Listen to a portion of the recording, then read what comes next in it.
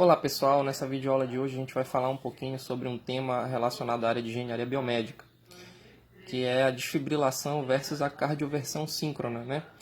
Muita gente não sabe a diferença entre o uso de um desfibrilador e de um cardioversor, né?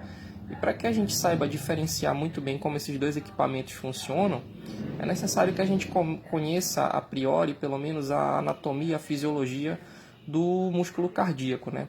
O coração é um músculo, como todos nós sabemos, mas além de ter essa atividade muscular, isto é, uma atividade mecânica, ele também possui atividade elétrica.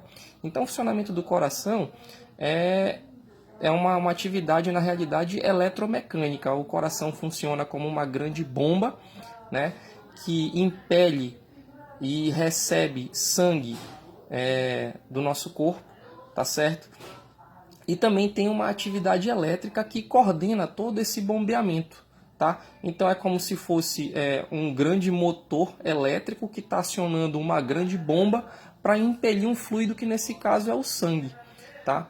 O coração do ser humano, ele é um músculo, como eu falei para vocês, e ele possui 4 cavidades, 2 átrios ou 2 aurículas, né, que a gente chama, o átrio direito e o átrio esquerdo, e 2 ventrículos, o ventrículo direito e o ventrículo esquerdo, tá? Essas 4 câmaras aqui, então, definem o nosso coração, e essas câmaras, elas não se misturam, ou seja, elas não misturam o sangue arterial, que é um sangue rico em oxigênio, com o sangue venoso, que é um sangue pobre em oxigênio ou rico em gás carbônico.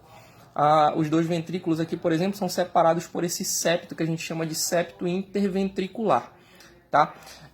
O átrio direito ele se comunica com o ventrículo direito, passando o sangue venoso desta câmara para esta câmara através desta válvula, que nós chamamos de válvula tricúspide, e o átrio esquerdo se comunica com o ventrículo esquerdo através desta válvula que nós chamamos de válvula bicúspide ou mitral, similar à mitra que os bispos usam. Tá? Aqui a gente tem então o músculo do miocárdio. Perceba que a musculatura ventricular ela é mais fibrosa e por isso ela consegue exercer uma maior pressão para fazer o bombeamento de sangue. Tá certo? As câmaras ventriculares são maiores do que as câmaras auriculares, tá? A gente tem também a grande artéria responsável por levar o sangue arterial do ventrículo esquerdo para o nosso corpo, que é a artéria aorta, tá ok? A gente tem também as veias pulmonares que fazem com que o sangue arterial rico em oxigênio venha dos pulmões, né, que já trocaram oxigênio com o meio exterior, para dentro da câmara auricular esquerda, do átrio esquerdo, tá certo? E a gente tem também as veias cavas superior e inferior, tá, que vão exatamente receber, né, o nosso sangue venoso que vem, tá, do nosso corpo após a grande circulação, tá? Um sangue bastante rico em gás carbônico, tá, pessoal? Então, basicamente, é assim que o nosso coração se subdivide, tá? O coração do corpo humano. Lembrando que a circulação humana ela é uma circulação fechada, porque o circuito em que isso ocorre é um circuito fechado. Ela é dupla, porque a gente tem o sangue venoso e o sangue arterial, e esses 2 sangues eles não se misturam, tá? E ela é completa porque nós temos 4 câmaras completas, e essas câmaras elas não se misturam também, tá?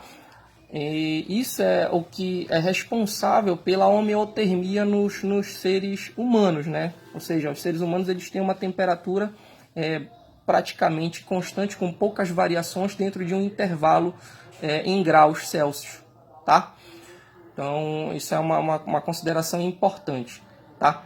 E aqui a gente tem, basicamente, um esquema montado dessa fisiologia, né, de trocas gasosas e de trocas de sangue arterial e venoso na pequena e na grande circulação. A grande circulação, ou circulação sistêmica, é a circulação que começa da seguinte forma: o ventrículo esquerdo, que possui um sangue arterial, seja rico em oxigênio, ele então bombeia através da artéria aorta, que eu mostrei para vocês aqui em cima, o sangue arterial rico em oxigênio para o nosso corpo, para a oxigenação dos nossos tecidos.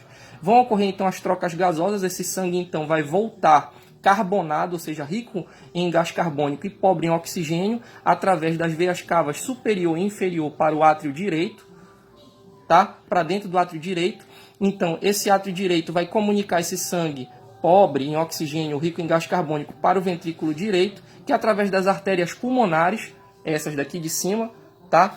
Vai então bombear esse sangue carbonado para os pulmões. Os pulmões então vão se encarregar de fazer a troca gasosa, ou seja, a hematose, né? Oxigenar novamente o sangue através da nossa respiração, expelir o gás carbônico também através da nossa respiração e mandar novamente o sangue arterial através das veias pulmonares, essas 4 bem aqui, para a câmara auricular esquerda, ou seja, para o átrio esquerdo, assim fechando a nossa circulação por completo.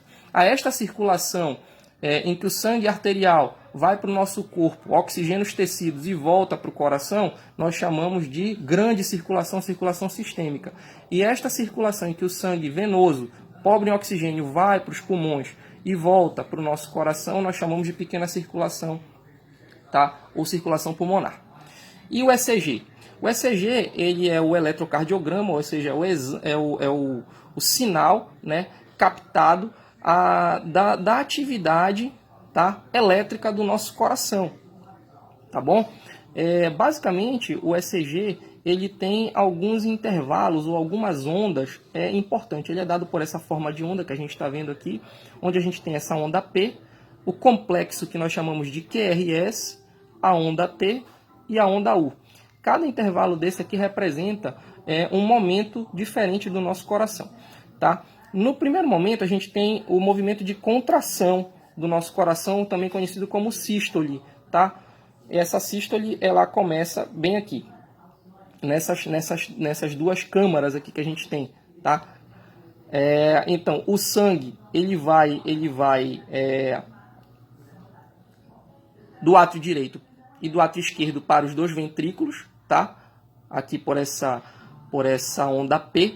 Nesse período aqui a gente tem um período que a gente chama de despolarização auricular, ou seja, as cargas negativas aqui no nosso coração, elas começam então a ser despolarizadas através dos canais iônicos por meio de íons sódio e cálcio, basicamente, e esse processo de despolarização se dá até esse momento em que a carga negativa do coração é então trocada por uma carga positiva. Quando eu tenho esse potencial positivo, eu digo que os átrios estão despolarizados.